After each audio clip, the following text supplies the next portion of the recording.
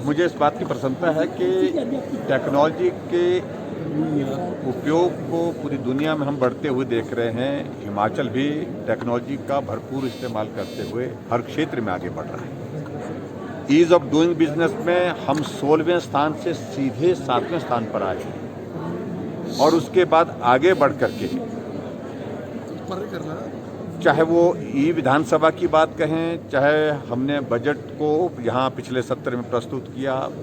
आमतौर पर बजट की जो हमारी जो भाषण होता था वो पढ़ करके सुनाया जाता था उस किताब से पढ़ करके, लेकिन सब साथियों ने कहा कि बजट जो है वो हमको लैपटॉप के ऊपर जो है वो जो ला करके जो है उसको ही पढ़ करके सुनाना है। तो हमने उस दिशा में काम किया। पूरे देश भर में संभवतः हिमाचल पहला प्रदेश था जहाँ जो है बजट को जो है वो पेपरलेस करके जिसको पढ़ा गया।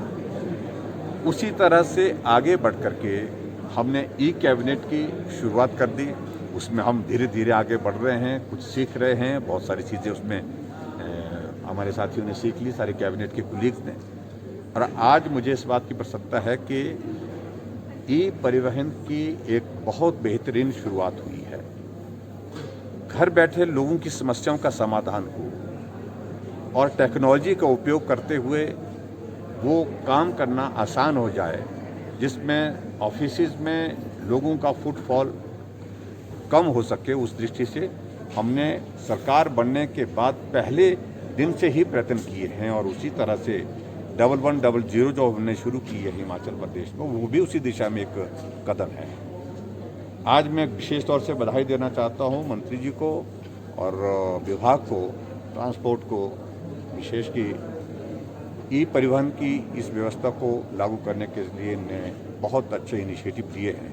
और आने वाले समय में सारी चीज़ों का, चाहे वो रजिस्ट्रेशन का विषय है, रजिस्ट्रेशन के तो लाइसेंस के अतिरिक्त बहुत सारी चीज़ें जो उसमें बहुत सारा उसमें स्कोप निकाला उन्होंने, तो उन चीज़ों के साथ में जुड़ने के कारण जो है बहुत बड़ी एक सुविधा आम जन को जो घर बैठे भी उपलब्ध होगी, उसके लिए मैं बधाई देता हूं।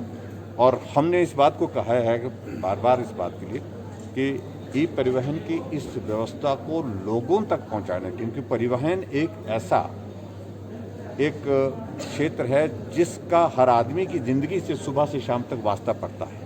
तो ऐसी परिस्थिति में लोगों तक इसको पहुंचाने के लिए विभाग काम करे ताकि लोग समझ सके कि ई परिवहन के अंतर्गत हम क्या कर सकते हैं। हम तैयार होकर के सत्र कल है, हम आज ही तैयार होकर आ गए सर। विधानसभा का सत्र जो है बजट सत्र है, चौथा बजट है और बजट जो है 6 तारीख को प्रस्तुत होगा। कल महामहिम राज्यपाल महोदय जी का अभिभाषण है और अभिभाषण में सरकार की जो ओर से जो कार्य किए गए हैं उनका जिक्र होगा और उस पर चर्चा होगी। उसके बाद बजट है। बजट के सर विपक्ष कह रहा है कि 3 साल से बजट पेश हो रहा है, लेकिन प्रैक्टिकल रूप से योजनाएं, एक तो डिलीवरी नहीं होती उन योजनाओं की, दूसरा ये कि चारों तरफ से सरकार को घेरेगी क्योंकि 17 बैठकें पूरी नहीं है मुद्दों को सुलझाने की। देखिए ऐसा है कि उनकी तो डिलीवरी हो गई है। जो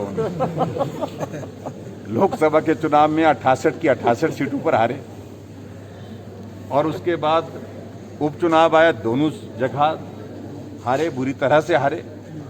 उसके बाद एक और दौर आया, पंचायत के चुनाव, नगर परिषद, नगर पंचायतों के चुनाव, उसमें बुरी तरह से हारे। हम जिला परिषद 11 जिला परिषद के चुनाव है, उसमें 9 जगह हम जीते और उसके बाद 68 ब्लॉक समिति में हम जीते, 10 में वो जीते। तो अब इस क्या बचा डिलीवरी होने की। सर इसके अतिरिक्त पंजाब उस पर भी विपक्ष कहीं ना कहीं बजट सत्र में धावा बोलने वाला है, जो स्टेटमेंट शांता कुमार